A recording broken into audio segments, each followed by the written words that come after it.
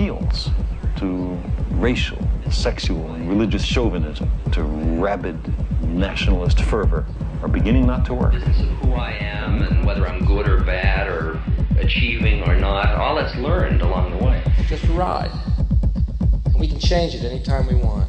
It's only a choice. No effort, no work, no job, no savings of money. I realized that I had the game wrong. That the game was to find out what I already was.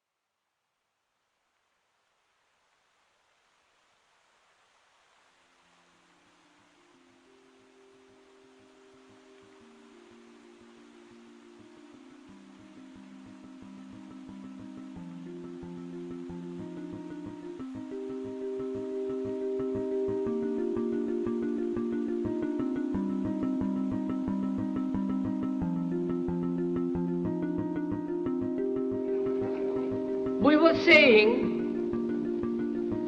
how very important it is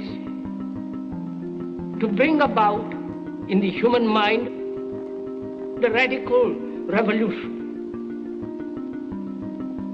The crisis is a crisis in consciousness, a crisis that cannot anymore accept the old norms, the old patterns, the ancient traditions. And considering what the world is now, with all their misery, conflict, destructive brutality, aggression, and so on, man is still as he was. He's still brutal, violent, aggressive, acquisitive, competitive, and he has built a society along these lines.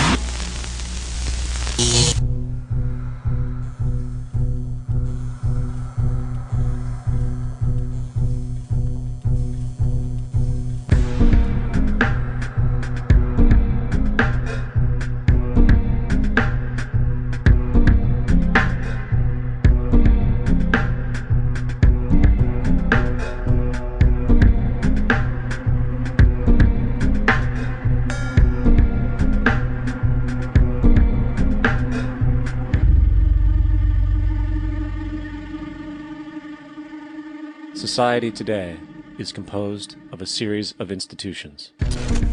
From political institutions, legal institutions, religious institutions, to institutions of social class, familial values, and occupational specialization.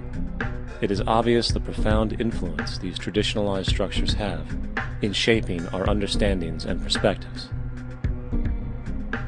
Yet, of all the social institutions we are born into, directed by, and conditioned upon, there seems to be no system as taken for granted and misunderstood as the monetary system.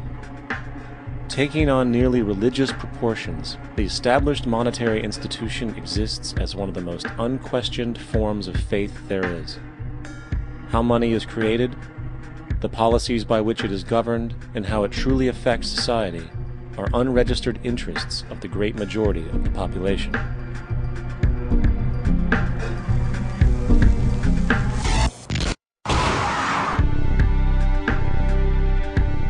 In a world where 1% of the population owns 40% of the planet's wealth, in a world where 34,000 children die every single day from poverty and preventable diseases, and where 50% of the world's population lives on less than $2 a day, one thing is clear: something is very wrong. And whether we are aware of it or not, the lifeblood of all of our established institutions, and thus society itself, is money. Therefore, understanding this institution of monetary policy is critical to understanding why our lives are the way they are. Unfortunately, economics is often viewed with confusion and boredom. Endless streams of financial jargon coupled with intimidating mathematics quickly deters people from attempts at understanding it. However, the fact is, the complexity associated with the financial system is a mere mask, designed to conceal one of the most socially paralyzing structures humanity has ever endured.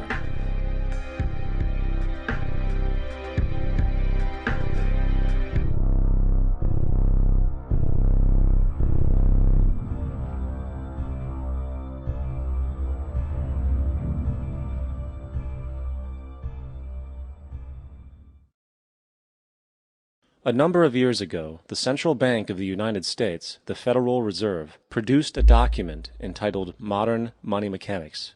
This publication detailed the institutionalized practice of money creation as utilized by the Federal Reserve and the web of global commercial banks it supports. On the opening page, the document states its objective. The purpose of this booklet is to describe the basic process of money creation in a fractional reserve banking system. It then proceeds to describe this fractional reserve process through various banking terminology, a translation of which goes something like this. The United States government decides it needs some money, so it calls up the Federal Reserve and requests, say, $10 billion. The Fed replies, saying, sure, we'll buy $10 billion in government bonds from you. So the government takes some pieces of paper, paints some official-looking designs on them, and calls them treasury bonds.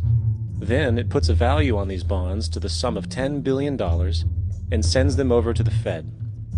In turn, the people at the Fed draw up a bunch of impressive pieces of paper themselves, only this time calling them Federal Reserve notes, also designating a value of $10 billion to the Fed. The Fed then takes these notes and trades them for the bonds. Once this exchange is complete, the government then takes the $10 billion in Federal Reserve notes and deposits it into a bank account. And upon this deposit, the paper notes officially become legal tender money, adding $10 billion to the U.S. money supply. And there it is. $10 billion in new money has been created. Of course, this example is a generalization, for, in reality, this transaction would occur electronically, with no paper used at all. In fact, only 3% of the U.S. money supply exists in physical currency. The other 97% essentially exists in computers alone.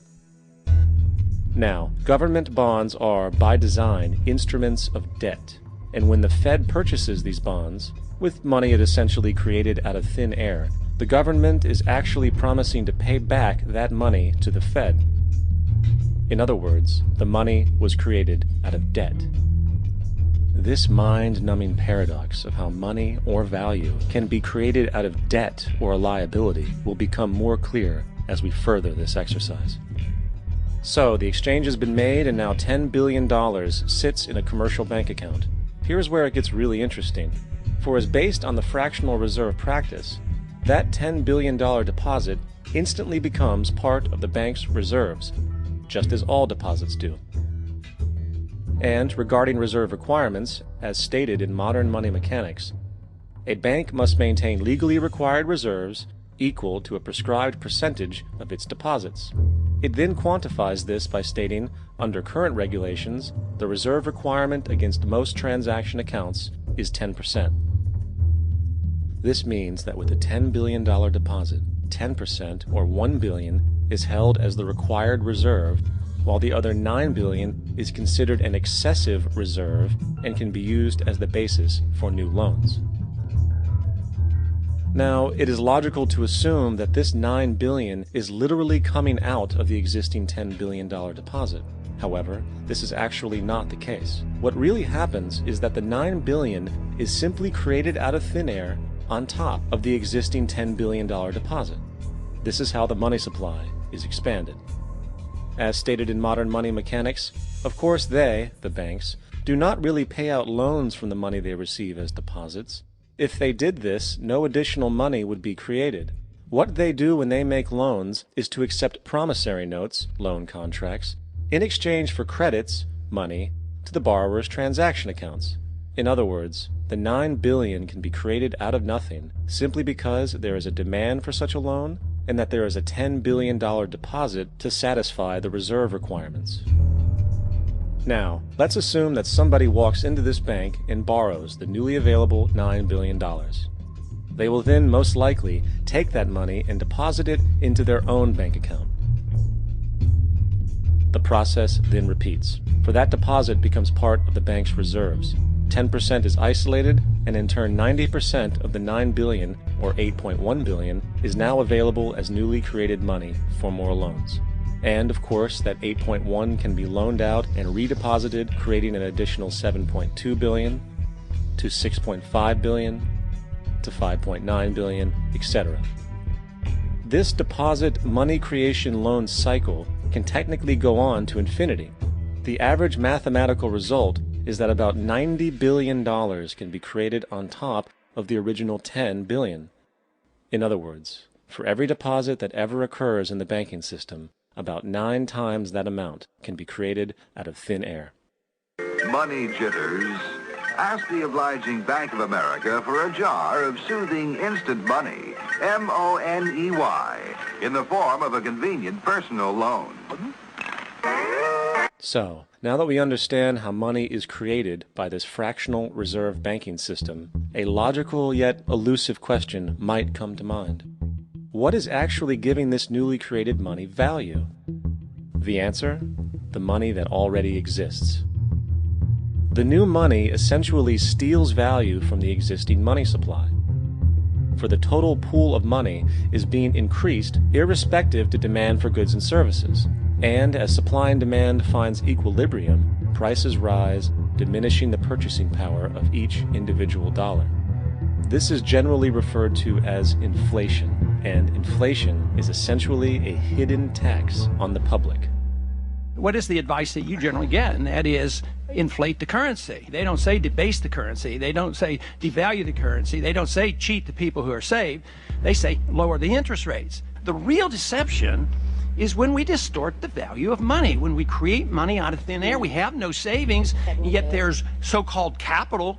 So my question boils down to this. How in the world can we expect to solve the problems of inflation, that is, the increase in the supply of money, with more inflation? Of course, it can't.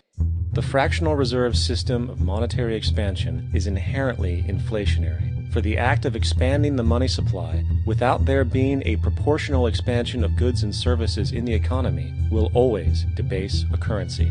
In fact, a quick glance at the historical values of the US dollar versus the money supply reflects this point definitively, for the inverse relationship is obvious. $1 in 1913 required $21.60 in 2007 to match value. That is a 96% devaluation since the Federal Reserve came into existence.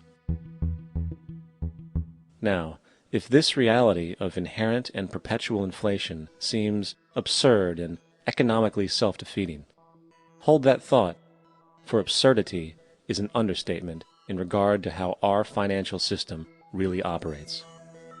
For in our financial system, money is debt. And debt is money. Here is a chart of the U.S. money supply from 1950 to 2006. Here is a chart of the U.S. national debt for the same period. How interesting it is that the trends are virtually the same. For the more money there is, the more debt there is. The more debt there is, the more money there is.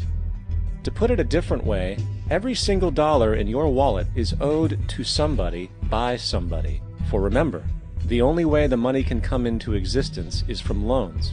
Therefore, if everyone in the country were able to pay off all debts, including the government, there would not be $1 in circulation.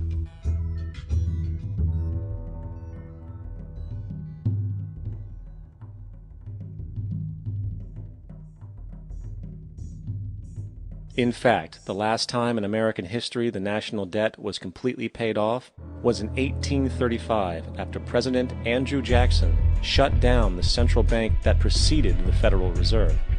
In fact, Jackson's entire political platform essentially revolved around his commitment to shut down the central bank, stating at one point, "The bold efforts the present bank has made to control the government are but premonitions of the fate that awaits the American people should they be deluded into a perpetuation of this institution or the establishment of another like it." Unfortunately, his message was short-lived, and the international bankers succeeded to install another central bank in 1913, the Federal Reserve. And as long as this institution exists, perpetual debt is guaranteed. Now, so far we have discussed the reality that money is created out of debt, through loans. These loans are based on a bank's reserves, and reserves are derived from deposits. And through this fractional reserve system, any one deposit can create 9 times its original value, in turn debasing the existing money supply, raising prices in society. And since all this money is created out of debt and circulated randomly through commerce, people become detached from their original debt, and a disequilibrium exists where people are forced to compete for labor in order to pool enough money out of the money supply to cover their costs of living. As dysfunctional and backwards as all of this might seem, there is still one thing we have omitted from this equation.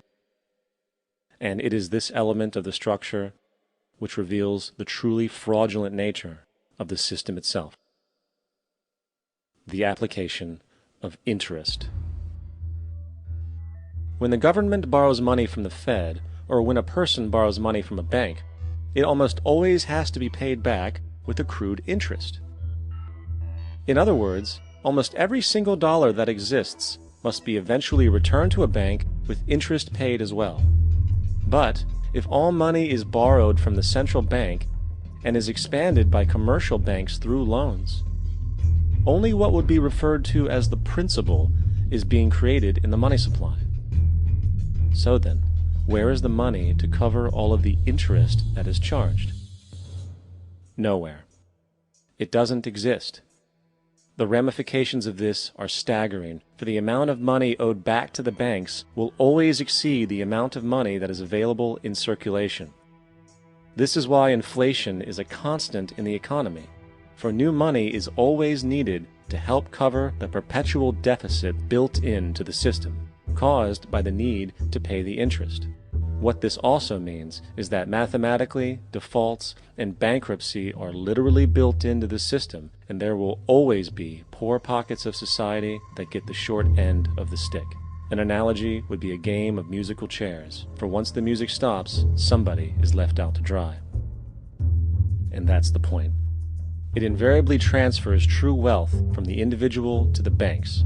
For if you are unable to pay for your mortgage, they will take your property. This is particularly enraging when you realize that not only is such a default inevitable due to the fractional reserve practice, but also because of the fact that the money that the bank loaned to you didn't even legally exist in the first place.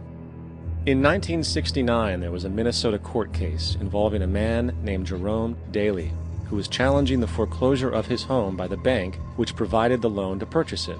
His argument was that the mortgage contract required both parties, being he and the bank, each put up a legitimate form of property for the exchange. In legal language, this is called consideration.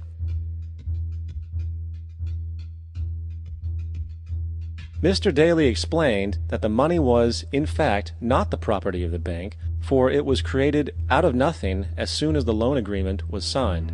Remember what modern money mechanics stated about loans? What they do when they make loans is to accept promissory notes in exchange for credits. Reserves are unchanged by the loan transactions, but deposit credits constitute new additions to the total deposits of the banking system. In other words, the money doesn't come out of their existing assets. the bank is simply inventing it, putting up nothing of its own except for a theoretical liability on paper.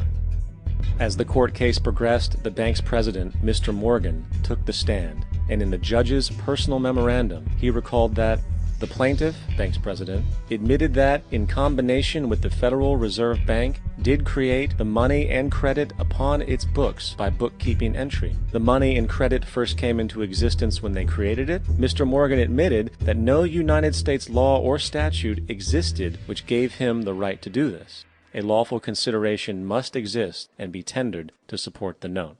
The jury found that there was no lawful consideration, and I agree. He also poetically added, only God can create something of value out of nothing. And upon this revelation, the court rejected the bank's claim for foreclosure, and Daly kept his home. The implications of this court decision are immense. For every time you borrow money from a bank, whether it is a mortgage loan or a credit card charge, the money given to you is not only counterfeit, it is an illegitimate form of consideration, and hence voids the contract to repay, for the bank never had the money as property to begin with. Unfortunately, such legal realizations are suppressed and ignored, and the game of perpetual wealth transfer and perpetual debt continues. And this brings us to the ultimate question: why? During the American Civil War, President Lincoln bypassed the high-interest loans offered by the European banks and decided to do what the Founding Fathers advocated, which was to create an independent and inherently debt-free currency. It was called the greenback. Shortly after this measure was taken, an internal document circulated between private British and American banking interests stated, "Slavery is but the owning of labor, and carries with it the care of laborers, while the European plan is that capital shall control labor by controlling wages. This can be done by controlling the money. It will not do to allow the greenback, as we cannot control that." The fractional reserve policy perpetrated by the Federal Reserve, which has spread in practice to the great majority of banks in the world, is, in fact, a system of modern slavery. Think about it. Money is created out of debt. And what do people do when they are in debt? They submit to employment to pay it off. But if money can only be created out of loans, how can society ever be debt-free? It can't. And that's the point.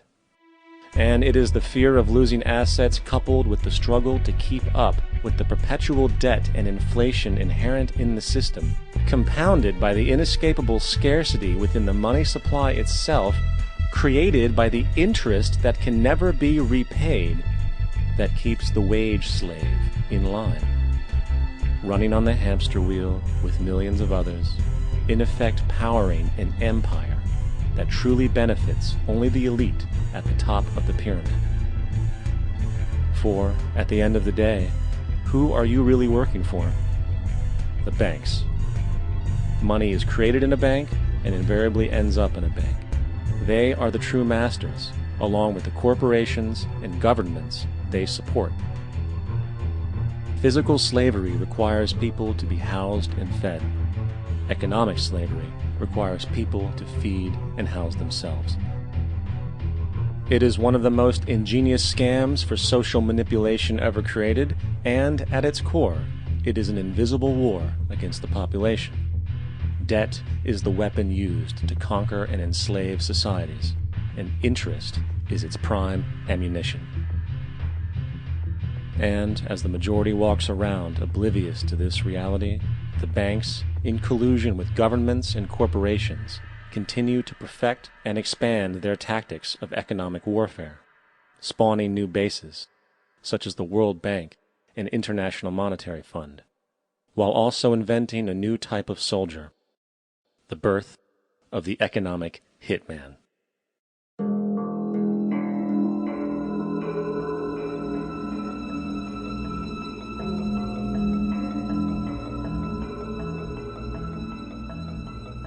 We economic hitmen really have been the ones responsible for creating this first truly global empire.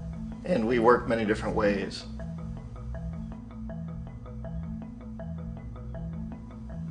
But perhaps the most common is that we will identify a country that has resources our corporations covet, like oil, and then arrange a huge loan to that country from the World Bank or one of its sister organizations. But the money never actually goes to the country. Instead, it goes to our big corporations to build infrastructure projects in that country, power plants, industrial parks, ports, things that benefit a few rich people in that country, in addition to our corporations, but really don't help the majority of the people at all. However, those people, the whole country, is left holding a huge debt. It's such a big debt they can't repay it, and that's part of the plan, that they can't repay it. And so at some point, we economic hitmen go back to them and say, listen, you owe us a lot of money, can't pay your debts, so sell your oil real cheap to our oil companies. Allow us to build a military base in your country, or send troops in support of ours to someplace in the world like Iraq, or vote with us on the next UN vote. To have their electric utility company privatized and their water and sewage system privatized and sold to U.S. corporations or other multinational corporations. So there was that whole mushrooming thing, and it's so typical of the way the IMF and the World Bank work, that you put a country in debt, it's such a big debt it can't pay it, and then you offer to refinance that debt and pay even more interest. And you demand this quid pro quo, which you call a conditionality or good governance, which means basically that they've got to sell off their resources, including many of their social services, their utility companies, their school systems sometimes, their penal systems, their insurance systems, to foreign corporations. So it's a double, triple, quadruple whammy. The precedent for economic hitmen really began back in the early 50s when democratically elected Mossadegh, who was elected in Iran. He was considered to be the hope for democracy in the Middle East and around the world. He was Time Magazine's Man of the Year. But one of the things that he'd run on and began to implement was the idea that foreign oil companies needed to pay the Iranian people a lot more for the oil that they were taking out of Iran. The Iranian people should benefit from their own oil. Strange policy. We didn't like that, of course. But we were afraid to do what we normally were doing, which was to send in the military. Instead, we sent in one CIA agent, Kermit Roosevelt, Teddy Roosevelt's relative. And Kermit went in with a few $1 million and was very, very effective and efficient. And in a short amount of time, he managed to get Mossadegh overthrown and brought in the Shah of Iran to replace him, who always was favorable to oil. And it was extremely effective. Bombs overflow Tehran. Army officers shout that Mossadegh has surrendered and his regime as virtual dictator of Iran is ended. Pictures of the Shah are paraded through the streets as sentiment reverses. The Shah is welcomed home. So back here in the United States, in Washington, people looked around and said, wow, that was easy and cheap. So this established a whole new way of manipulating countries, of creating empire. The only problem with Roosevelt was that he was a card-carrying CIA agent, and had he been caught, the ramifications could have been pretty serious. So very quickly at that point, the decision was made to use private consultants to channel the money through the World Bank or the IMF or one of the other such agencies, to bring in people like me who worked for private companies, so that if we got caught, there would be no governmental ramifications.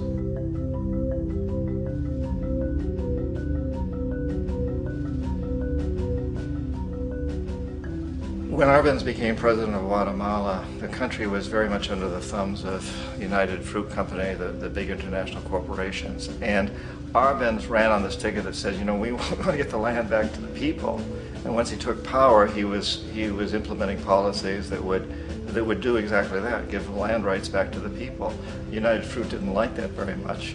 And so they hired a public relations firm, launched a huge campaign in the United States to convince the United States, the people, the citizens of the United States, and the press of the United States, and the Congress of the United States, that Arbenz was a Soviet puppet, and that if we allowed him to stay in power, the Soviets would have a foothold in this hemisphere. And that, at that point in time, was a huge fear on everybody's mind, the Red Terror, the Communist Terror. And so, to make a long story short, Out of this public relations campaign came a commitment on the part of the CIA and the military to take this man out. And in fact, we did. We sent in planes, we sent in soldiers, we sent in jackals, we sent everything in to take him out, and did take him out. And as soon as he was removed from office, the new guy that took over after him basically reinstated everything to the big international corporations, including United Fruit.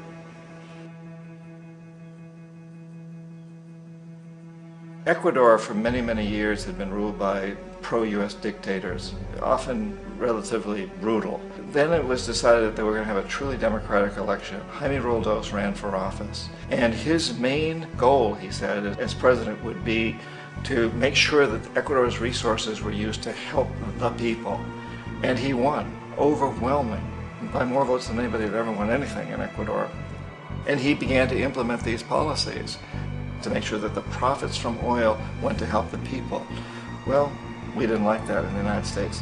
I was sent down as one of several economic hitmen to change Roldos, to corrupt him, to bring him around, to let him know, okay, you can get very rich, you and your family, if you play our game, but if you continue to try to keep these policies you've promised, you're going to go. He wouldn't listen. He was assassinated. As soon as the plane crashed, the whole area was cordoned off.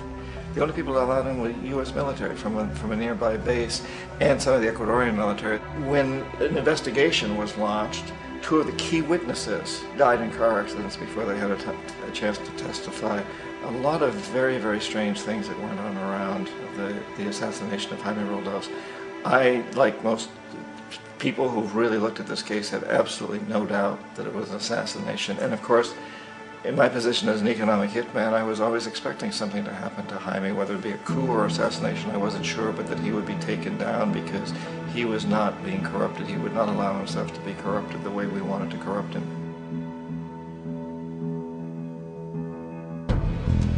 Omar Torrijos, president of Panama, was, one of my favorite people. I really, really liked him. He was very charismatic. He was a guy who really wanted to help his country. And when I tried to bribe him or corrupt him, he said, look, John, he called me Juanito. He said, look, Juanito, I don't need the money. What I really need is for my country to be treated fairly. I need for the United States to repay the debts that you owe my people for all the destruction you've done here. I need to be in a position where I can help other Latin American countries win their independence and be free of this terrible presence from the north that you people are exploiting us so badly. I need to have the Panama Canal back in the hands of the Panamanian people. That's what I want. And so, leave me alone. Don't try to bribe me. It was 1981, and in May, Jaime Roldos was assassinated. And Omar was very aware of this. Torrijos got his family together and he said, I'm probably next, but it's okay because I've done what I came here to do. I've renegotiated the canal. The canal will now be in our hands. He just finished negotiating the treaty with Jimmy Carter. In June of that same year, just a couple of months later, he also went down in an airplane crash, which there's no question was executed by CIA-sponsored jackals. Tremendous amount of evidence that one of Torrijos' security guards handed him at the last moment as he was getting on the plane a tape recorder, a small tape recorder that contained a bomb.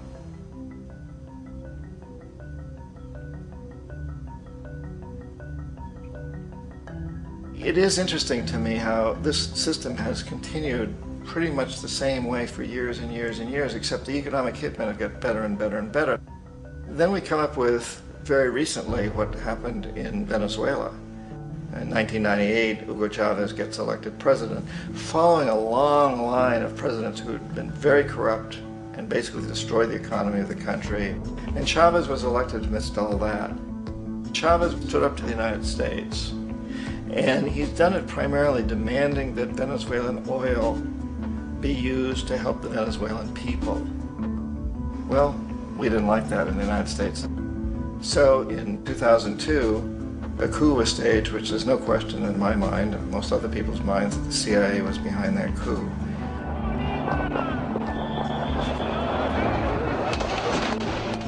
The way that that coup was fomented was very reflective of what Kermit Roosevelt had done in Iran, of paying people to go out into the streets, to riot, to protest, to say this Chavez is very unpopular. You know, if you can get a few thousand people to do that in television, and can make it look like it's the whole country, and things start to mushroom. Except in the case of Chavez, he was smart enough, and the people were so strongly behind him that they overcame it, which was a phenomenal moment in the history of Latin America.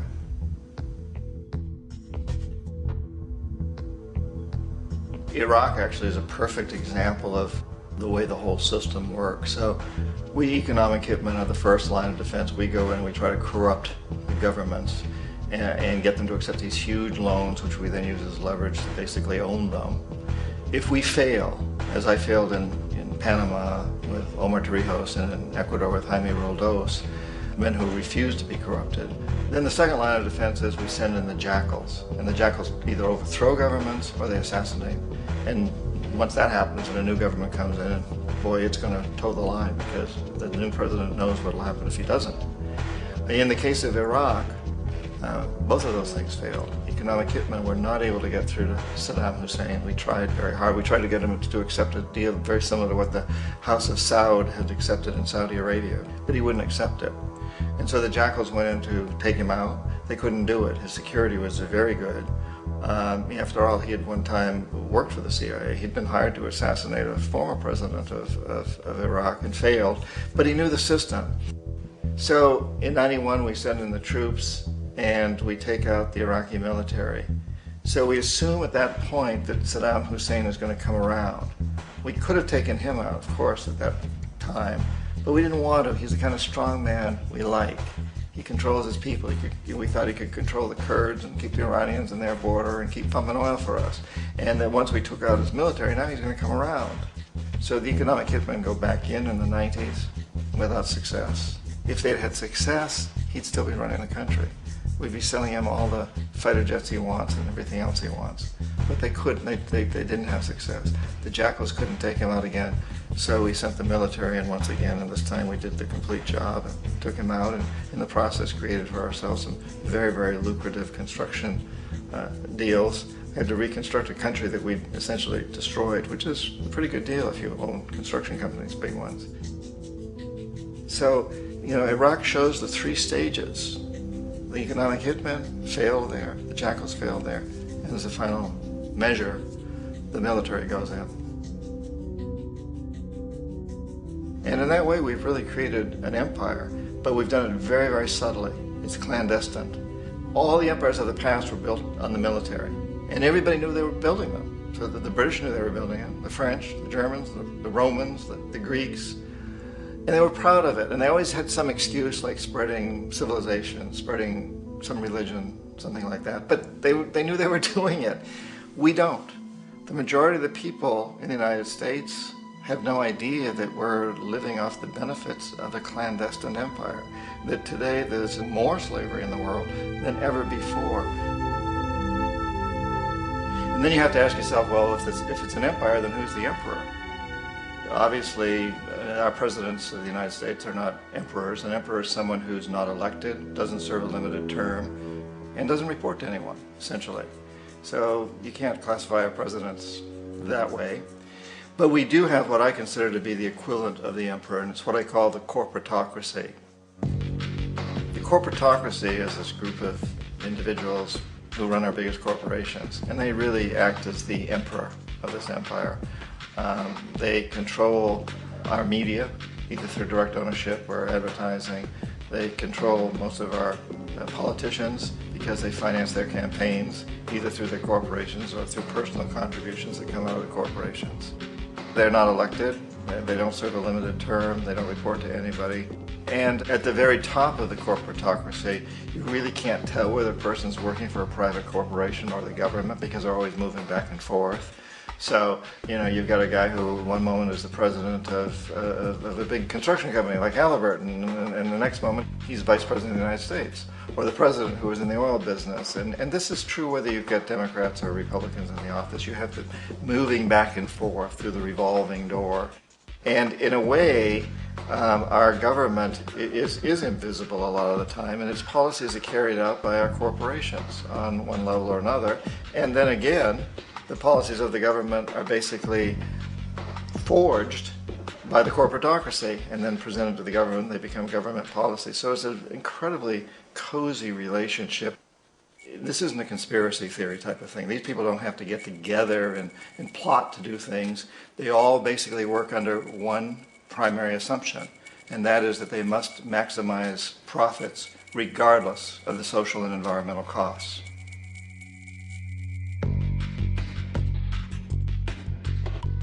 This process of manipulation by the corporatocracy through the use of debt, bribery, and political overthrow is called globalization. Just as the Federal Reserve keeps the American public in a position of indentured servitude through perpetual debt, inflation, and interest, the World Bank and IMF serve this role on a global scale. The basic scam is simple. Put a country in debt either by its own indiscretion or through corrupting the leader of that country, then impose conditionalities or structural adjustment policies, often consisting of the following. Currency devaluation. When the value of a currency drops, so does everything valued in it. This makes indigenous resources available to predator countries at a fraction of their worth. Large funding cuts for social programs. These usually include education and healthcare, compromising the well-being and integrity of the society, leaving the public vulnerable to exploitation. Privatization of state-owned enterprises. This means that socially important systems can be purchased and regulated by foreign corporations for profit. For example, in 1999, the World Bank insisted that the Bolivian government sell the public water system of its third largest city to a subsidy of the U.S. corporation Bechtel. As soon as this occurred, water bills for the already impoverished local residents skyrocketed. It wasn't until after a full-blown revolt by the people that the Bechtel contract was nullified. Then there is trade liberalization, or the opening up of the economy through removing any restrictions on foreign trade. This allows for a number of abusive economic manifestations, such as transnational corporations bringing in their own mass-produced products, undercutting the indigenous production and ruining local economies. An example is Jamaica, which, after accepting loans and conditionalities from the World Bank, lost its largest cash crop markets due to competition with Western imports. Today, countless farmers are out of work, for they are unable to compete with the large corporations. Another variation is the creation of numerous seemingly unnoticed, unregulated, inhumane sweatshop factories, which take advantage of the imposed economic hardship. Additionally, due to production deregulation, environmental destruction is perpetual, as a country's resources are often exploited by the indifferent corporations while outputting large amounts of deliberate pollution. The largest environmental lawsuit in the history of the world today is being brought on behalf of 30,000 Ecuadorian Amazonian people against Texaco, which is now owned by Chevron. So today it's against Chevron, but for activities conducted by Texaco. Estimated to be more than 18 times what the Exxon Valdez dumped into the coast of Alaska. In the case of Ecuador, it wasn't an accident. The oil companies did it intentionally. They knew they were doing it to save money out there rather than arranging for proper disposal. Furthermore, a cursory glance at the performance record of the World Bank reveals that the institution, which publicly claims to help poor countries develop and alleviate poverty, has done nothing but increase poverty and the wealth gap, while corporate profits soar. In 1960, the income gap between the fifth of the world's people in the richest countries versus the fifth in the poorest countries was 30 to 1. By 1998, it was 74 to 1. While global GNP rose 40% between 1970 and 1985, those in poverty actually increased by 17%. While from 1985 to 2000, those living on less than $1 a day increased by 18%. Even the Joint Economic Committee of the U.S. Congress admitted that there is a mere 40% success rate of all World Bank projects. In the late 1960s, the World Bank intervened in Ecuador with large loans. During the next 30 years, poverty grew from 50% to 70%. Under or unemployment grew from 15 to 70%. Public debt increased from 240 million to 16 billion, while the share of resources allocated to the poor went from 20% to 6%. In fact, by the year 2000, 50% of Ecuador's national budget had to be allocated for paying its debts. It is important to understand the World Bank is, in fact, a U.S. bank, supporting U.S. interests. For the United States holds veto power over decisions, as it is the largest provider of capital. And where did it get this money? You guessed it, it made it out of thin air through the fractional reserve banking system. Of the world's top 100 economies, as based on annual GDP, 51 are corporations, and 47 of that 51 are U.S.-based. Walmart, General Motors, and Exxon are more economically powerful than Saudi Arabia, Poland, Norway, South Africa, Finland, Indonesia, and many others. And, as protective trade barriers are broken down, currencies tossed together and manipulated in floating markets, and state economies overturned in favor of open competition and global capitalism, the empire expands. You get up on your little 21-inch screen and howl about America and democracy. There is no America. There is no democracy. There is only IBM and ITT and AT&T and DuPont, Dow, Union Carbide, and Exxon. Those are the nations of the world today. What do you think the Russians talk about in their councils of state? Karl Marx? They get out their linear programming charts, statistical decision theories, Minimax solutions, and compute the price-cost probabilities of their transactions and investments, just like we do. We no longer live in a world of nations and ideologies, Mr. Beale. The world is a college of corporations, inexorably determined by the immutable bylaws of business. The world is a business, Mr. Beale.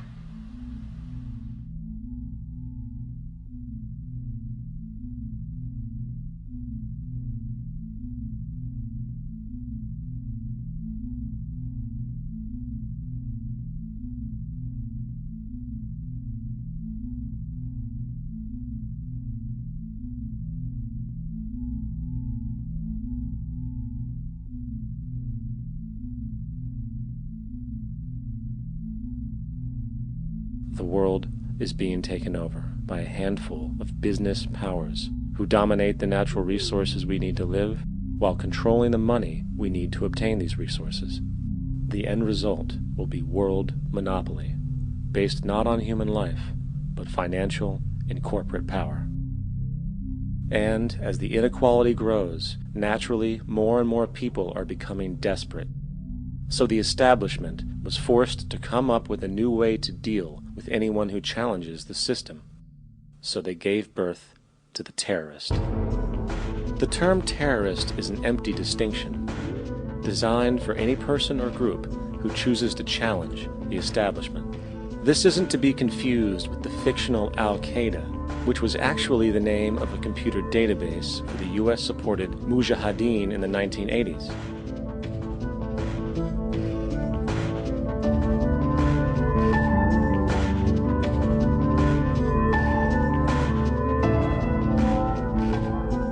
In 2007, the Department of Defense received $161.8 billion for the so-called global war on terrorism. According to the National Counterterrorism Center, in 2004, roughly 2,000 people were killed internationally due to supposed terrorist acts. Of that number, 70 were American. Using this number as a general average, which is extremely generous, it is interesting to note that twice as many people die from peanut allergies a year than from terrorist acts. Concurrently, the leading cause of death in America is coronary heart disease, killing roughly 450,000 each year. And in 2007, the government's allocation of funds for research on this issue was about $3 billion. This means that the U.S. government in 2007 spent 54 times the amount for preventing terrorism than it spent for preventing a disease which kills 6,600 times more people annually than terrorism does. Yet, as the name terrorism and Al-Qaeda are arbitrarily stamped on every news report relating to any action taken against U.S. interests, the myth grows wider. In mid-2008, the U.S. Attorney General actually proposed that the U.S. Congress officially declare war against the fantasy. Not to mention, as of July 2008, there are now over 1 million people currently on the U.S. terrorist watch list. These so-called counterterrorism measures, of course, have nothing to do with social protection, and everything to do with preserving the establishment amongst the growing anti-American sentiment both domestically and internationally, which is legitimately founded on the greed-based corporate empire expansion that is exploiting the world. The true terrorists of our world do not meet at the docks at midnight or scream Allah Akbar before some violent action. The true terrorists of our world wear $5,000 suits and work in the highest positions of finance, government, and business. So, what do? How do we stop a system of greed and corruption that has so much power and momentum? How do we stop this aberrant group behavior which feels no compassion for, say, the millions slaughtered in Iraq and Afghanistan, so the corporatocracy can control energy resources and opium production for Wall Street profit?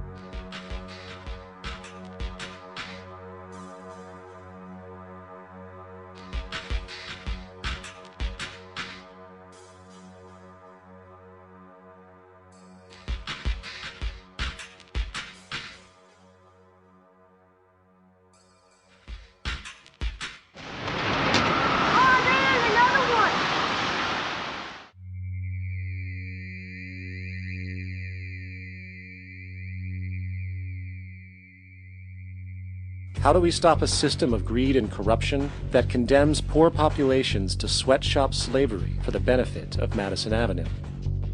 Or that engineers false flag terror attacks for the sake of manipulation? Or that generates built-in modes of social operation which are inherently exploitative? Or that systematically reduces civil liberties and violates human rights in order to protect itself from its own shortcomings? How do we deal with the numerous covert institutions, such as the Council on Foreign Relations, the Trilateral Commission, and the Bilderberg Group, and other undemocratically elected groups which, behind closed doors, collude to control the political, financial, social, and environmental elements of our lives? In order to find the answer, we must first find the true underlying cause. For the fact is, the selfish, corrupt, power, and profit-based groups are not the true source of the problem. They are symptoms.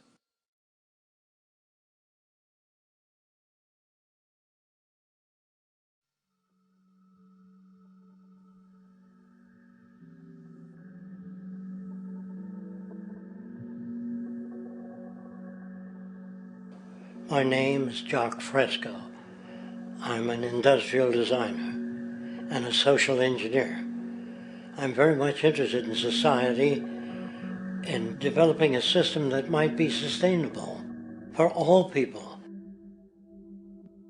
First of all, the word corruption is a monetary invention.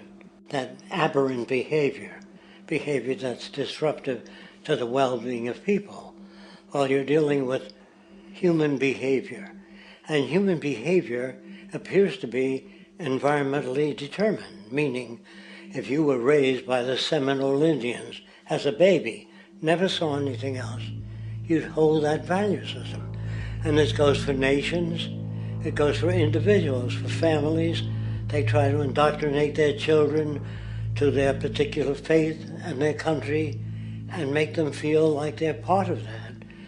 And they build a society which they call established.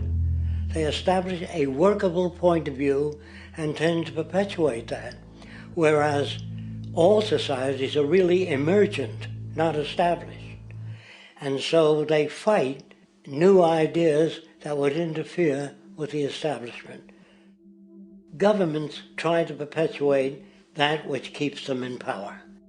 People are not elected to political office to change things. They're put there to keep things the way they are. So you see, the basis of corruption is in our society. Let me make it clear. All nations, then, are basically corrupt because they tend to uphold existing institutions. I don't mean to uphold or downgrade all nations, but communism, socialism, fascism, the free enterprise system, and all other subcultures are the same. They are all basically corrupt. The most fundamental characteristic of our social institutions is the necessity for self-preservation. Whether dealing with a corporation, a religion, or a government, the foremost interest is to preserve the institution itself. For instance, the last thing an oil company would ever want is the utilization of energy that was outside of its control, for it makes that company less relevant to society. Likewise, the Cold War and the collapse of the Soviet Union was, in reality, a way to preserve and perpetuate the established economic and global hegemony of the United States. Similarly, religions condition people to feel guilty for natural inclinations, each claiming to offer the only path to forgiveness and salvation. At the heart of this institutional self-preservation lies the monetary system, for it is money that provides the means for power and survival. Therefore, just as a poor person might be forced to steal in order to survive, it is a natural inclination to do whatever is needed to continue an institution's profitability. This makes it inherently difficult for profit-based institutions to change, for it puts in jeopardy not only the survival of large groups of people, but also the coveted materialistic lifestyles associated with affluence and power. Therefore, the paralyzing necessity to preserve an institution, regardless of its social relevance, is largely rooted in the need for money or profit.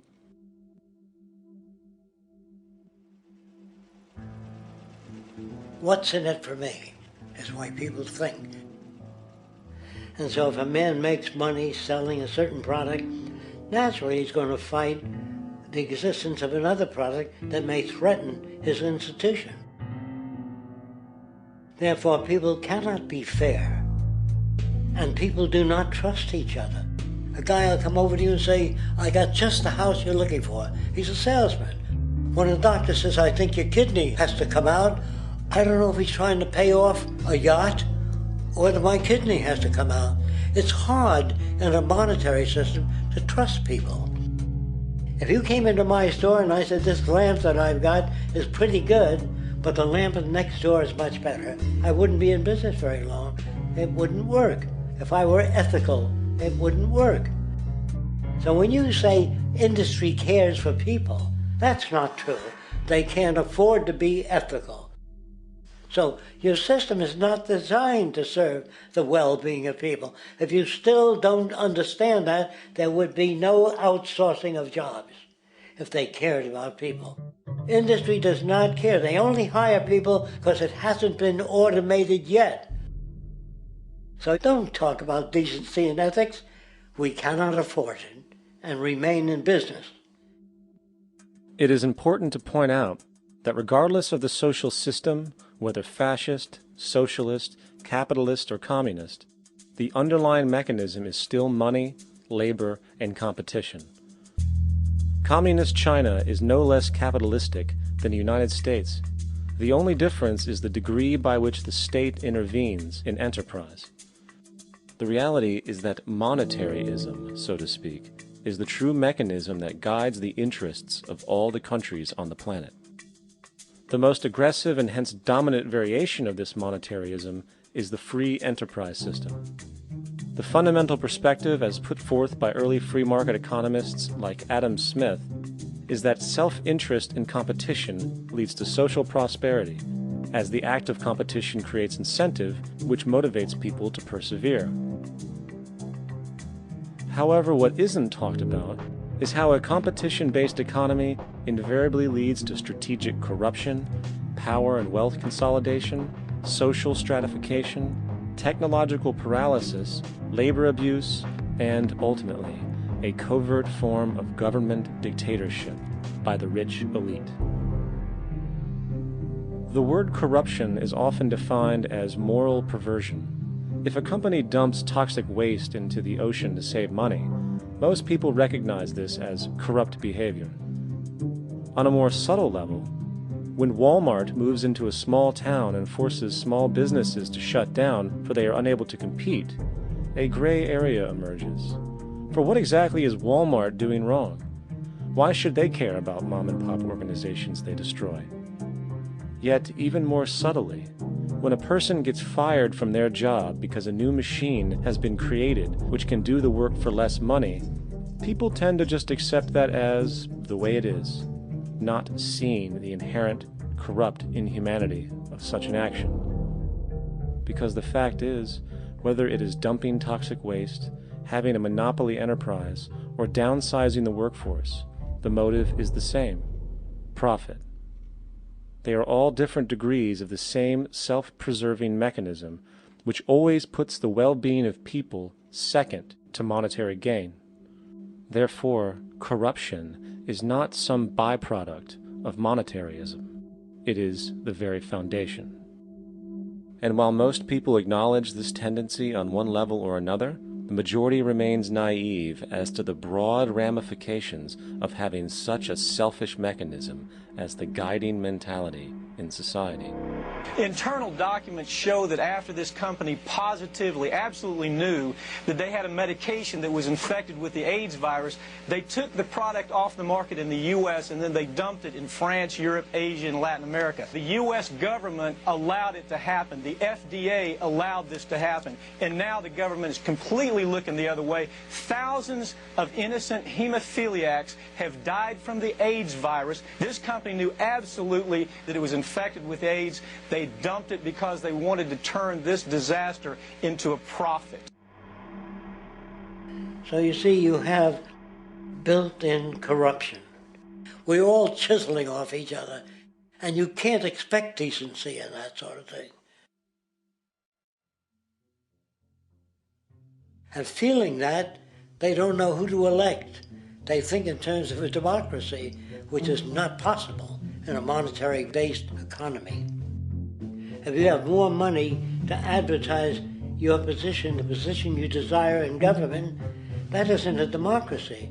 It serves those in positions of differential advantage. So it's always a dictatorship of the elitists, the financially wealthy.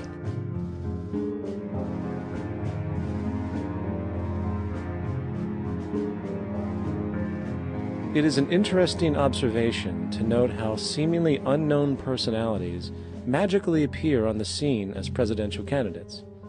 Then, before you know it, somehow you are left to choose from a small group of extremely wealthy people who suspiciously have the same broad social view. Obviously, it's a joke. The people placed on the ballot are done so because they have been pre-decided to be acceptable by the established financial powers who actually run the show. Yet, many who understand this illusion of democracy often think, if only we could just get our honest, ethical politicians in power, then we would be okay. Well, while this idea, of course, seems reasonable in our established-oriented worldview, it is, unfortunately, another fallacy. For when it really comes down to what is actually important, the institution of politics, and thus politicians themselves, have absolutely no true relevance as to what makes our world and society function. It's not politicians that can solve problems. They have no technical capabilities. They don't know how to solve problems. Even if they were sincere, they don't know how to solve problems. It's the technicians that produce the desalination plants. It's the technicians that give you electricity, that give you motor vehicles, that heat your house and cool it in the summertime. It's technology that solves problems, not politics. Politics cannot solve problems because they're not trained to do so. Very few people today stop and consider what it is that actually improves their lives. Is it money? Obviously not. One cannot eat money or stuff money into their car to get it to run. Is it politics? All politicians can do is create laws, establish budgets, and declare war. Is it religion? Of course not. Religion creates nothing except intangible emotional solace for those who require it. The true gift that we as human beings have, which has been solely responsible for everything that has improved our lives, is technology.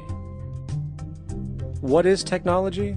Technology is a pencil which allows one to solidify ideas on paper for communication. Technology is an automobile which allows one to travel faster than feet would allow. Technology is a pair of eyeglasses which enables sight for those who need it. Applied technology itself is merely an extension of human attributes which reduces human effort, freeing humans from a particular chore or problem. Imagine what your life would be like today without a telephone, or an oven, or a computer, or an airplane. Everything in your home which you take for granted, from a doorbell, to a table, to a dishwasher, is technology generated from the creative, scientific ingenuity of human technicians, not money, politics, or religion. These are false institutions. And writing your congressman is fantastic. They tell you to write your congressman if you want something done. The men in Washington should be at the forefront of technology, the forefront of human studies, the forefront of crime, all the factors that shape human behavior. You don't have to write your congressman. What kind of people are they that are appointed to do that job? The future will have great difficulty. And the question that's raised by politicians is, how much will a project cost? The question is not how much will it cost. Do we have the resources? And we have the resources today to house everyone, build hospitals all over the world, build schools all over the world, the finest equipment and labs for teaching and doing medical research. So you see, we have all that, but we're in a monetary system. And in a monetary system, there's profit. And what is the fundamental mechanism that drives the profit system besides self-interest? What is it exactly that maintains that competitive edge at its core? Is it high efficiency and sustainability? No, that isn't part of their design. Nothing produced in our profit-based society is even remotely sustainable or efficient. If it was, there wouldn't be a multi-million-dollar-a-year service industry for automobiles, nor would the average lifespan for most electronics be less than 3 months before they're obsolete. Is it abundance? Absolutely not. Abundance, as based on the laws of supply and demand, is actually a negative thing. If a diamond company finds 10 times the usual amount of diamonds during their mining, it means the supply of diamonds has increased, which means the cost and profit per diamond drops. The fact is, efficiency, sustainability, and abundance are enemies of profit. To put it into a word, it is the mechanism of scarcity that increases profits. What is scarcity? Based on keeping products valuable. Slowing up production on oil raises the price. Maintaining scarcity of diamonds keeps the price high. They burn diamonds at the Kimberley diamond mines. They made a carbon that keeps the price up. So then, what does it mean for society when scarcity, either produced naturally or through manipulation, is a beneficial condition for industry. It means that sustainability and abundance will never ever occur in a profit system, for it simply goes against the very nature of the structure. Therefore, it is impossible to have a world without war or poverty.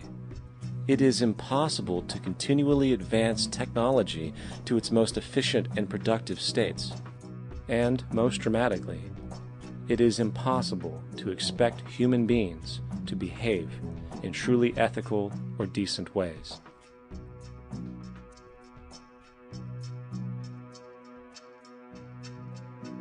People use the word instinct because they can't account for the behavior. They sit back and they evaluate with their lack of knowledge, and they say things like, humans are built a certain way, greed is a natural thing, as though they've worked for years on it, and it's no more natural than wearing clothing.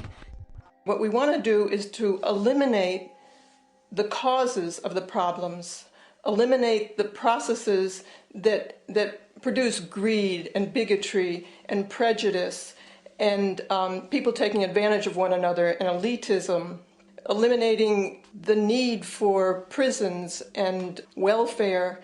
We have always had these problems because we have always lived within scarcity and barter and monetary systems that produce scarcity. If you eradicate the conditions that generate what you call socially offensive behavior, it does not exist. The guy said, well, isn't that inborn? No, it's not. There is no human nature. There's human behavior, and that's always been changed throughout history. You're not born with bigotry and greed and corruption and hatred. You pick that up within the society. War, poverty, corruption, hunger, misery, human suffering will not change in a monetary system. That is, there'll be very little significant change. It's going to take the redesign of our culture, our values, and it has to be related to the carrying capacity of the earth, not some human opinion or some politician's notions of the way the world ought to be, or some religious notions of the conduct of human affairs. And that's what the Venus Project is about. The society that we're about to talk about is a society that is free of all the old superstitions, incarceration, prisons, police, cruelty, and law. All laws will disappear, and the professions will disappear that are no longer valid, such as stockbrokers, bankers, advertising, gone forever, because it's no longer relevant. When we understand that it is technology devised by human ingenuity which frees humanity and increases our quality of life, we then realize that the most important focus we can have is on the intelligent management of the Earth's resources. For it is from these natural resources we gain the materials to continue our path of prosperity. Understanding this, we then see that money fundamentally exists as a barrier to these resources, for virtually everything has a financial cost. And why do we need money to obtain these resources? Because of real or assumed scarcity. We don't usually pay for air and tap water because it is in such high abundance, selling it would be pointless. So then, logically speaking, if resources and technologies applicable to creating everything in our societies, such as houses, cities, and transportation, were in high enough abundance, there would be no reason to sell anything. Likewise, if automation and machinery was so technologically advanced as to relieve human beings of labor, there would be no reason to have a job. And with these social aspects taken care of, there would be no reason to have money at all. So the ultimate question remains: do we on Earth have enough resources and technological understanding to create a society of such abundance that everything we have now could be available without a price tag and without the need for submission through employment? Yes, we do. We have the resources and technology to enable this at a minimum, along with the ability to raise the standard of living so high that people in the future will look back at our civilization now and gawk at how primitive and immature our society was. What the Venus Project proposes is an entirely different system that's updated to present-day knowledge. We've never given scientists the problem of how do you design a society which would eliminate boring and monotonous jobs, that would eliminate accidents in transportation, that would enable people to have a high standard of living, that would eliminate poisons in our food, that would give us other sources of energy that are clean and efficient. We can do that out there.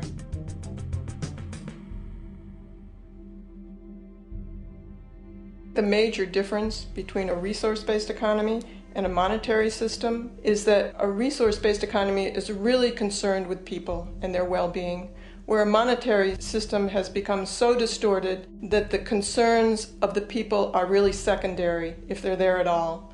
The products that are turned out are for how much money you can get. If there is a problem in society and you can't earn money from solving that problem, then it won't be done. The resource-based economy is really not close to anything that's been tried. And with all our technology today, we can create abundance. It could be used to improve everyone's lifestyle. Abundance all over the world if we use our technology wisely and maintain the environment. It's a very different system, and it's very hard to talk about because the public is not that well enough informed as to the state of technology.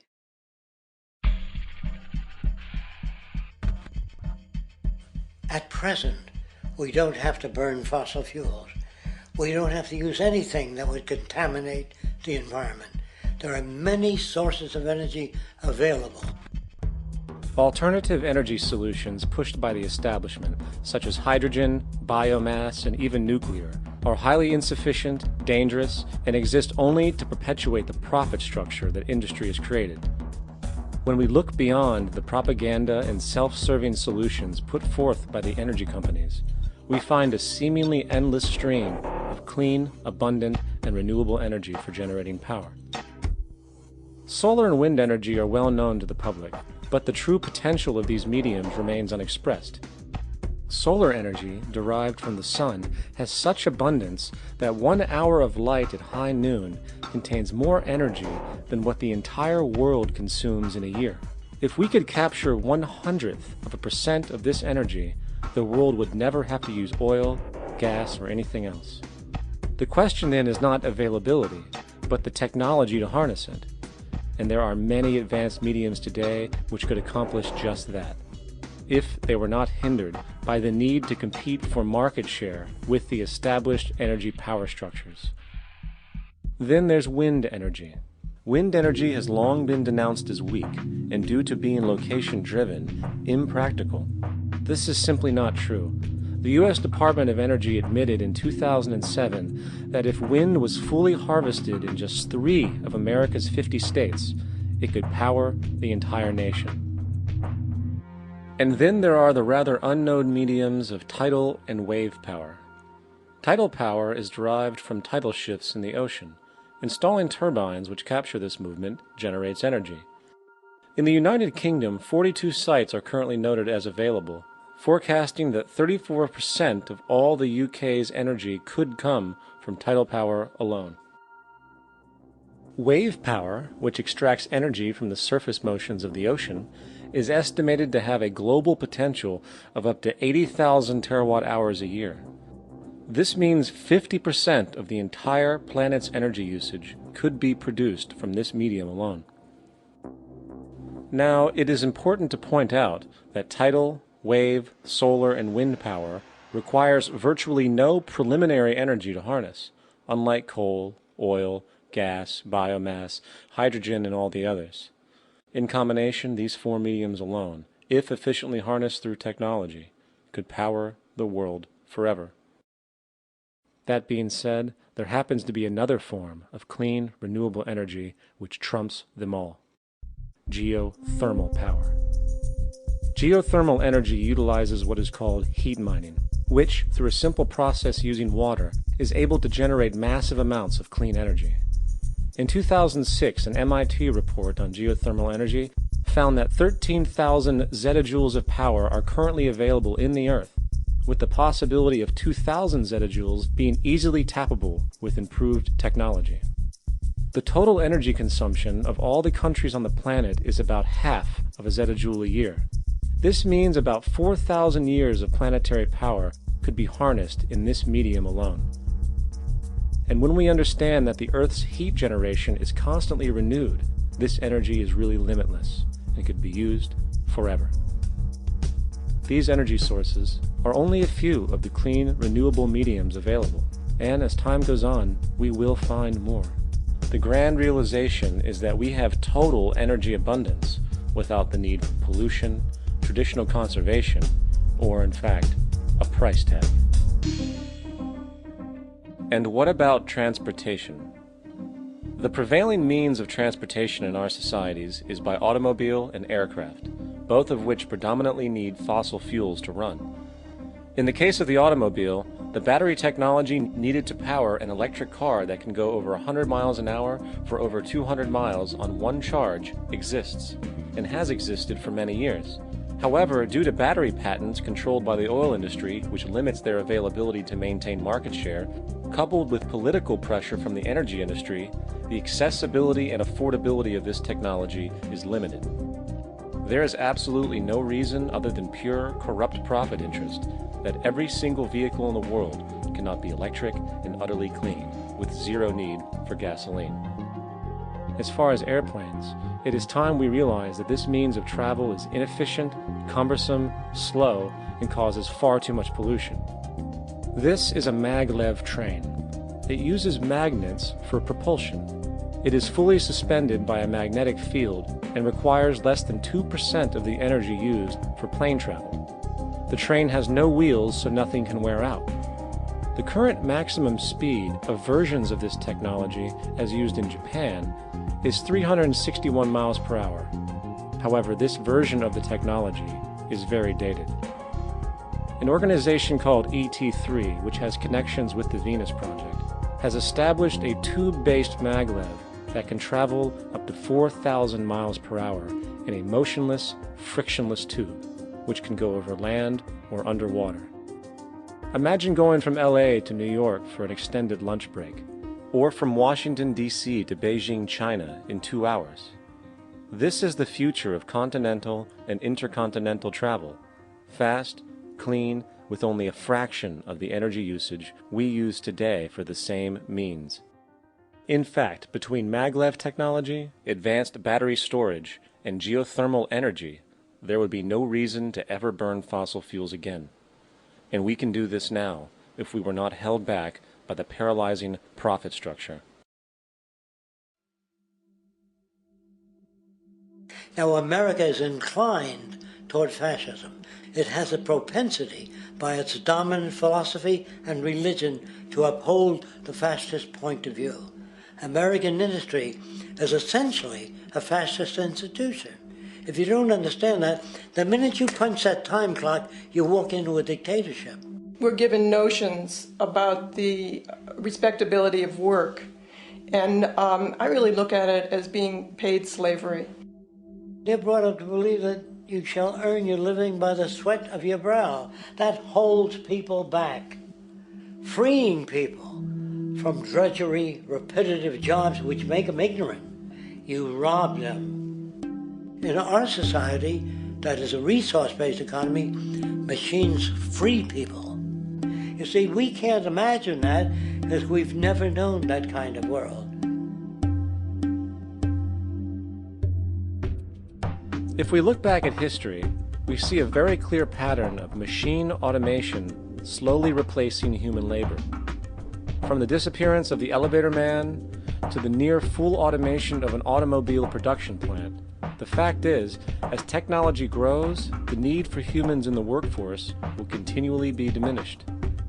This creates a serious clash, which proves the falseness of the monetary-based labor system. For human employment is in direct competition with technological development. Therefore, given the fundamental priority of profit by industry, People, through time, will be continually laid off and replaced by machine.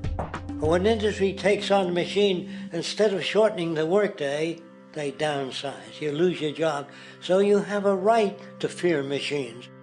In a high-technology, resource-based economy, it is conservative to say that about 90% of all current occupations could be phased out by machines, freeing humans to live their life without servitude, for this is the point of technology itself. And through time, with nanotechnology and other highly advanced forms of science, it is not far-fetched to see how even complex medical procedures could be performed by machines as well, and based on the pattern, with much higher success rates than humans get today. The path is clear, but our monetary-based structure, which requires labor for income, blocks this progress, for humans need jobs in order to survive. The bottom line is that this system must go, or we will never be free, and technology will be constantly paralyzed. We have machines that clean out sewers. It frees a human being from doing that. So look at machines as extensions of human performance. Furthermore, many occupations today will have simply no basis to exist in a resource-based economy, such as anything associated with the management of money, advertising, along with the legal system itself. For without money, a great majority of the crimes that are committed today would never occur. Virtually all forms of crime are a consequence of the monetary system, either directly or by neuroses inflicted through financial deprivation.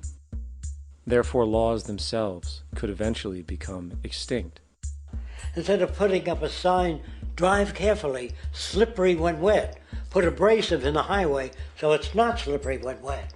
And if a person gets in a car that's drunk and the car oscillates a great deal, there's a little pendulum that swings up and back, and that'll pull the car over to the side. Not a law solution. Put sonar and radar in automobiles so they can't hit one another. Man-made laws are attempts to deal with occurring problems, and not knowing how to solve them, they make a law.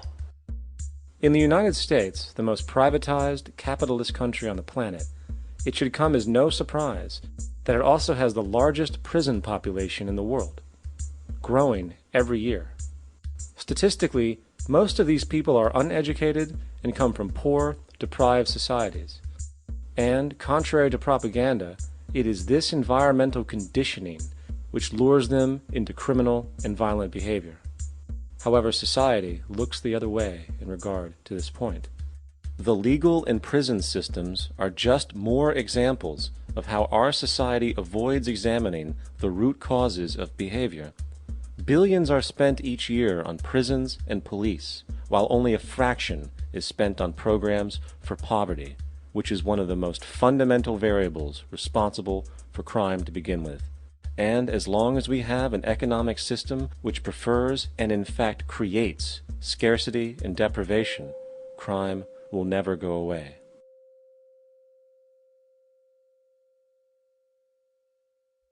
If people have access to the necessities of life without servitude, debt, barter, trade, they behave very differently. You want all these things available without a price tag.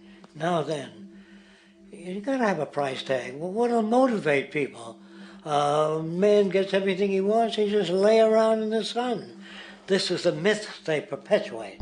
People in our culture are trained to believe that the monetary system produces incentive. If they have access to things, why should they want to do anything? They will lose their incentive. That's what you're taught to support the monetary system. When you take money out of the scenario, there would be different incentives, very different incentives. When people have access to the necessities of life, their incentives change. What about the moon and the stars? New incentives arise. If you make a painting that you will enjoy giving it to other people, not selling it.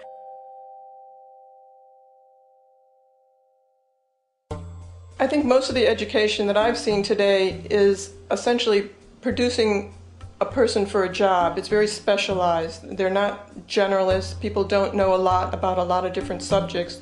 I don't think you could get people to go to war if they knew a lot about a lot of things. I think education is mostly rote, and they're not taught how to solve problems. They're not given the tools, emotionally or within their own field, of how to do critical thinking. A resource-based economy, the education would be very different. Our society's major concern is mental development and to motivate each person to their highest potential. Because our philosophy is the smarter people are, the richer the world, because everybody becomes a contributor. The smarter your kids are, the better my life will be, because they'll be contributing more constructively to the environment and to my life, because everything that we devise within a resource-based economy would be applied to society. There would be nothing to hold it back. Patriotism, weapons, armies, navies, all that is a sign that we're not civilized yet. Kids will ask their parents, didn't you see the necessity of the machines? Dad, couldn't you see that war was inevitable when you produce scarcity? Isn't it obvious? Of course the kid will understand that you were pinheads, raised merely to serve the established institutions. We're such an abominable, sick society that we won't make the history book. They just say that large nations took land from smaller nations, used force and violence. You'll get history talked about as corrupt behavior all the way along until the beginning of the civilized world. That's when all the nations work together. World unification, working toward common good for all human beings, and without anyone being subservient to anyone else. Without social stratification, whether it be technical elitism or any other kind of elitism, eradicated from the face of the earth. The state does nothing because there is no state. There is no state. The system I advocate, a resource-based global economy, is not perfect. It's just a lot better than what we have. We can never achieve perfection.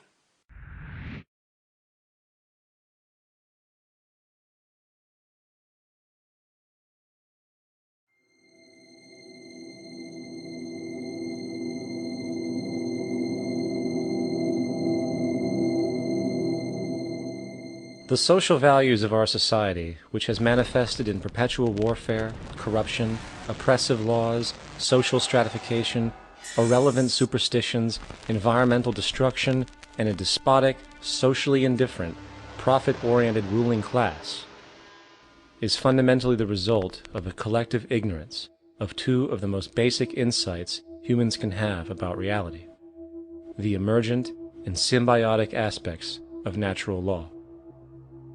The emergent nature of reality is that all systems, whether it is knowledge, society, technology, philosophy, or any other creation, will, when uninhibited, undergo fluid, perpetual change.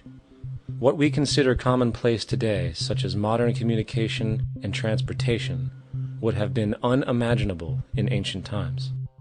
Likewise, the future will contain technologies, realizations, and social structures that we cannot even fathom in the present.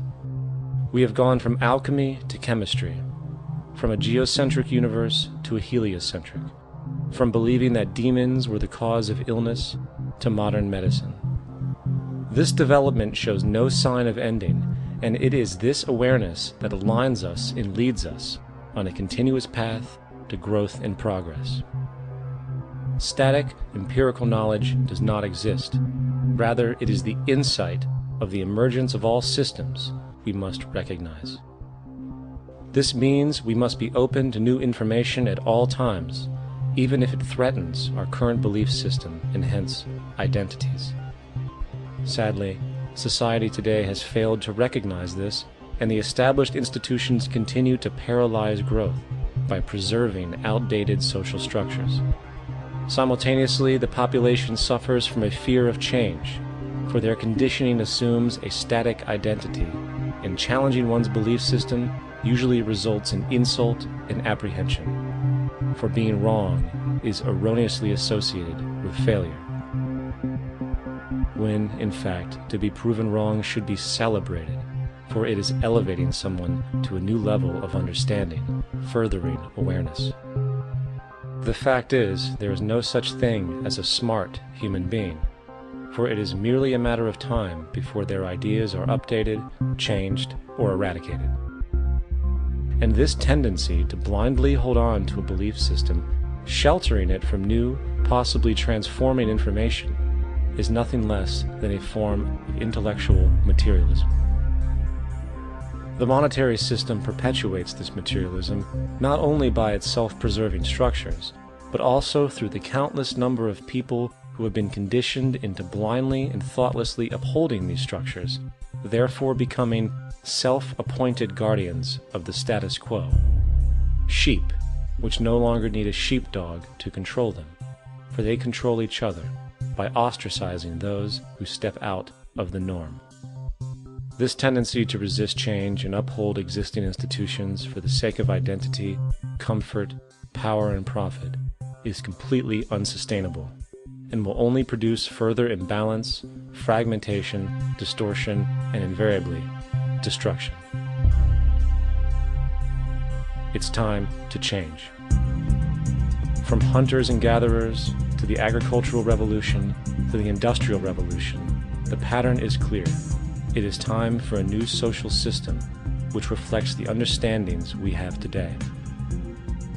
The monetary system is a product of a period of time where scarcity was a reality. Now, with the age of technology, it is no longer relevant to society. Gone with the aberrant behavior it manifests. Likewise, dominant worldviews, such as theistic religion, operate with the same social irrelevancy. Islam, Christianity, Judaism, Hinduism, and all of the others exist as barriers to personal and social growth, for each group perpetuates a closed worldview, and this finite understanding that they acknowledge is simply not possible in an emergent universe. Yet, religion has succeeded in shutting down the awareness of this emergence by instilling the psychological distortion of faith upon its followers, where logic and new information is rejected in favor of traditionalized, outdated beliefs. The concept of God is really a method of accounting for the nature of things. In the early days, people didn't know enough about how things formed, how nature worked, so they invented their own little stories. And they made God in their own image. A guy that gets angry. When people don't behave right, he creates floods and earthquakes. They say it's an act of God. A cursory glance at the suppressed history of religion reveals that even the foundational myths themselves are emergent culminations, developed through influence over time. For example, a cardinal doctrine of the Christian faith is the death and resurrection of Christ. This notion is so important that the Bible itself states, "And if Christ be not risen, then is our preaching vain, and your faith is also vain." Yet it is very difficult to take this account literally, for not only is there no primary source denoting this supernatural event in secular history, awareness of the enormous number of pre-Christian saviors who also died and were resurrected immediately puts the story in mythological territory by association. Early church figures such as Tertullian went to great lengths to break these associations, even claiming that the devil caused the similarities to occur, stating in the 2nd century, "The devil, whose business is to pervert the truth, mimics the exact circumstance of the divine sacraments. He baptizes his believers and promises forgiveness of sins. He celebrates the oblation of bread and brings in the symbol of the resurrection. Let us therefore acknowledge the craftiness of the devil, who copied certain things of those that be divine." What is truly sad, however, is that when we cease the idea that the stories from Christianity, Judaism, Islam, and all the others are literal history, and accept them for what they really are, which are purely allegorical expressions derived from many faiths, we see that all religions share a common thread, and it is this unifying imperative that needs to be recognized and appreciated. Religious belief has caused more fragmentation and conflict than any other ideology. Christianity alone has 34,000 different subgroups. The Bible is subject to interpretation. When you read it, you say, I think Jesus meant this. I think Job meant that. Oh no, he meant this. So you have the Lutheran, the Seventh-day Adventist, the Catholic, and a church divided is no church at all. And a church divided is no church at all. And this point on division, which is a trademark of all theistic religions, brings us to our second failure of awareness, the false assumption of separation through the rejection of the symbiotic relationship of life. Apart from the understanding that all natural systems are emergent, where all notions of reality will be constantly developed, altered, and even eradicated, we must also understand that all systems are, in fact, invented fragments, merely for the sake of conversation. For there is no such thing as independence in nature. The whole of nature is a unified system of interdependent variables, each a cause and a reaction, existing only as a concentrated whole. You don't see the plug connected to the environment, so it looks like we're free, wandering around. Take the oxygen away, we all die immediately. Take plant life away, we die. And without the sun, all the plants die. So we are connected. We really must take into account the totality. This isn't just a human experience on this planet. This is a total experience. And we know we can't survive without plants and animals. We know we can't survive without the four elements, you know. And so when are we going to really start taking that into account? That's what it is to be successful. Success depends on how well we relate to everything around us. I'm very aware of the fact that my grandson cannot possibly hope to inherit a sustainable, peaceful, stable, socially just world unless every child today growing up in Ethiopia, in Indonesia, in Bolivia, in Palestine, in Israel also has that same expectation. You got to take care of the whole community or you're going to have serious problems. And now we have to see that the whole world is the community and we must all take care of each other that way. And it's not just a community of human beings. It's a community of plants and animals and elements. And we really need to understand that. That's what's going to bring us joy, too, and pleasure. That's what's missing in our lives right now. We can call it spirituality, but the fact of the matter is joy comes from that bliss of connectedness. That's our God spirit. That's that side of ourselves that really feels it. And you can feel it deep inside you. It's this amazing, wonderful feeling. And you know it when you get it. You don't get it from money. You get it from connection. Now, if that isn't a hazard to this country, how are we going to keep building nuclear weapons? You know what I mean? What's going to happen to the arms industry when we realize we're all one? It's going to fuck up the economy. The economy that's fake anyway. The economy that's fake anyway. The economy that's fake anyway. The economy that's fake anyway. The economy that's fake anyway. Which would be a real bummer. You can see why the government's cracking down on the idea of experiencing unconditional love.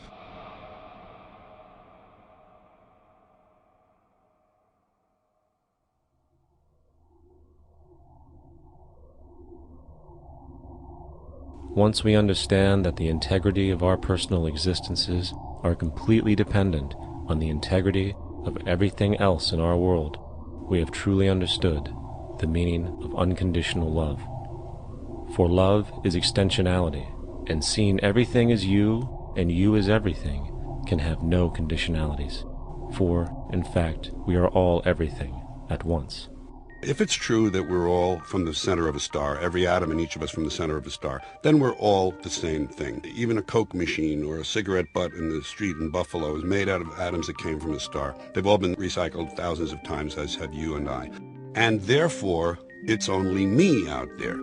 So what is there to be afraid of? What is there that needs solace-seeking? Nothing. There's nothing to be afraid of because it's all us. The trouble is we have been separated by being born and given a name and an identity and being individuated. We've been separated from the oneness, and that's what religion exploits, that people have this yearning to be part of the overall one again. So they exploit that. They call it God. They say he has rules. And I think it's cruel. I think you can do it absent religion.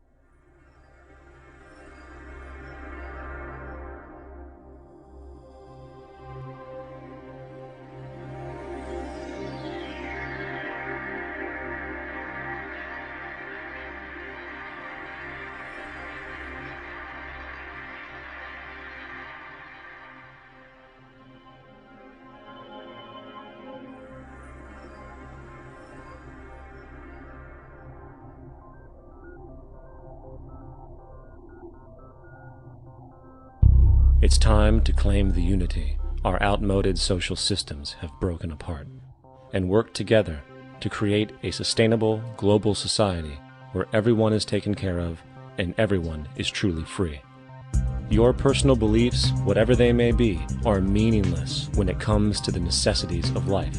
Every human being is born naked, needing warmth, food, water, shelter. Everything else is auxiliary. Therefore, the most important issue at hand is the intelligent management of the Earth's resources. This can never be accomplished in a monetary system, for the pursuit of profit is the pursuit of self-interest, and therefore imbalance is inherent. Simultaneously, politicians are useless, for our true problems in life are technical, not political. Furthermore, ideologies that separate humanity, such as religion, need strong reflection in the community in regard to its value, purpose, and social relevancy. Hopefully, through time, religion will lose its materialism and basis in superstition and move into the useful field of philosophy. The fact is, society today is backwards, with politicians constantly talking about protection and security rather than creation, unity, and progress. The U.S. alone now spends about $500 billion annually on defense. That is enough to send every high school senior in America to a four-year college. In the 1940s, the Manhattan Project produced the first true weapon of mass destruction. This program employed 130,000 people at an extreme financial cost. Imagine what our life would be like today if that group of scientists, instead of working on a way of killing people, worked on a way to create a self-sustaining, abundant world. Life today would be very, very different if that was their goal. Instead of weapons of mass destruction, it is time to unleash something much more powerful. Weapons of mass creation. Our true divinity is in our ability to create, and armed with the understanding of the symbiotic connections of life, while being guided by the emergent nature of reality, there is nothing we cannot do or accomplish. Of course, we face strong barriers in the form of established power structures that refuse to change. At the heart of these structures is the monetary system. As explained earlier, the fractional reserve policy is a form of slavery through debt, where it is literally impossible for society to be free. In turn, free market capitalism in the form of free trade uses debt to imprison the world and manipulate countries into subservience to a handful of large business and political powers. Apart from these obvious amoralities, the system itself is based on competition, which immediately destroys the possibility of large-scale collaborations for the common good, hence paralyzing any attempt at true global sustainability. These financial and corporate structures are now obsolete, and they must be outgrown. Of course, we cannot be naive enough to think that the business and financial elite are going to subscribe to this idea, for they will lose power and control. Therefore, peaceful yet highly strategic action must be taken. The most powerful course of action is simple. We have to alter our behavior to force the power structure to the will of the people. We must stop supporting the system. The only way the establishment will change is by our refusal to participate, while continuously acknowledging its endless flaws and corruptions. They're not going to give up the monetary system because of our designs of what we recommend. The system has to fail, and people have to lose confidence in their elected leaders. That will be a major turning point if the Venus Project is offered as a possible alternative. If not, I fear the consequences. The trends now indicate that our country is going bankrupt. The probability is our country will move toward a military dictatorship to prevent riots and complete social breakdown. Once the U.S. breaks down, all the other cultures will undergo similar things. As of now, the world financial system is on the brink of collapse due to its own shortcomings. The Comptroller of Currency stated in 2003 that the interest on the U.S. national debt will not be affordable in less than 10 years. This theoretically means total bankruptcy for the U.S. economy, and its implications for the world are immense. In turn, the fractional reserve-based monetary system is reaching its theoretical limits of expansion, and the banking failures you are seeing are just the beginning. This is why inflation is skyrocketing, all debt is at record levels, and the government and Fed are hemorrhaging new money to bail out the corrupt system. For the only way to keep the banks going is by making more money. The only way to make more money is to create more debt and inflation. It is simply a matter of time before the tables turn and there is no one willing to take new loans, while defaults grow, as people are unable to afford their current loans. Then the expansion of money will stop, and contraction will begin on a scale never before seen, ending a century-long pyramid scheme. This has already begun. Therefore, we need to expose this financial failure for what it is, using this weakness to our advantage. Here are some suggestions. Expose the banking fraud. Citibank, JP Morgan Chase, and Bank of America are the most powerful controllers within the corrupt Federal Reserve System. It's time to boycott these institutions. If you have a bank account or a credit card with any of them, move your money to another bank. If you have a mortgage, refinance with another bank. If you own their stock, sell it. If you work for them, quit. This gesture will express contempt for the true powers behind the private banking cartel known as the Federal Reserve, and create awareness about the fraud of the banking system itself. 2. Turn off the TV news. Visit the emerging independent news agencies on the internet for your information. CNN, NBC, ABC, Fox, and all the others present all news pre-filtered to maintain the status quo. With 4 corporations owning all major media outlets, objective information is impossible. This is the true beauty of the internet, and the establishment has been losing control because of this free flow of information. We must protect the internet at all times, as it is truly our savior right now. 3. Don't ever allow yourself, your family, or anyone you know to ever join the military.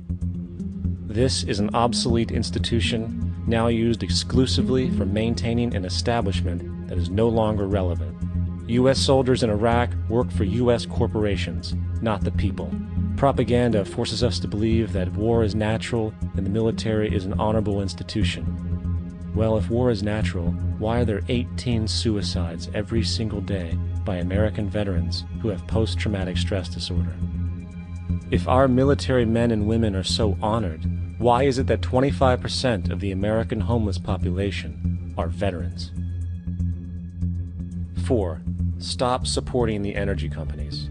If you live in a detached house, get off the grid. Investigate every means of making your home self-sustainable with clean energy.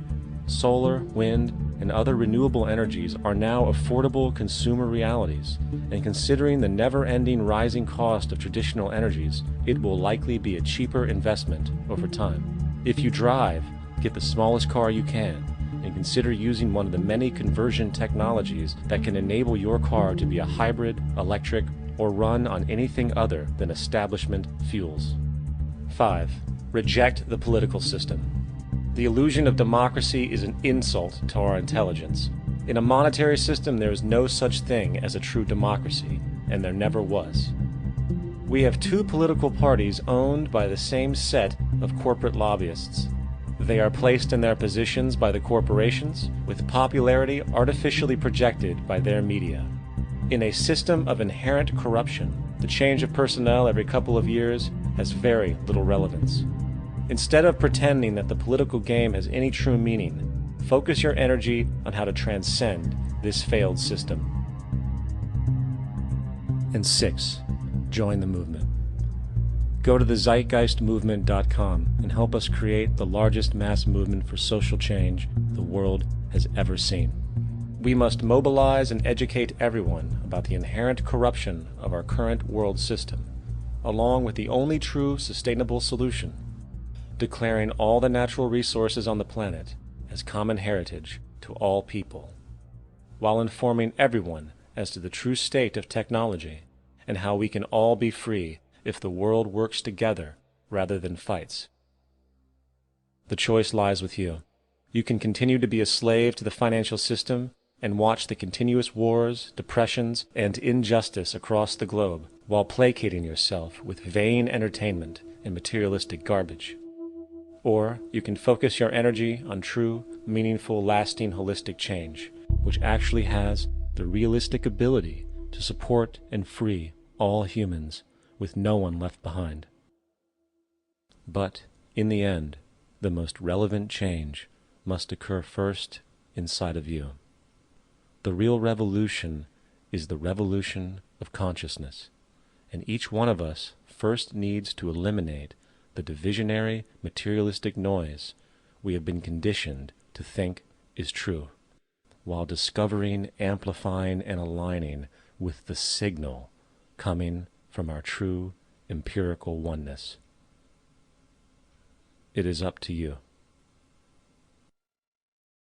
What we are trying during all these discussions and talks here is to see if we cannot radically bring about a transformation of the mind. Not accept things as they are, but to understand it, to go into it, to examine it. Give your heart and your mind with everything that you have to find out a way of living differently.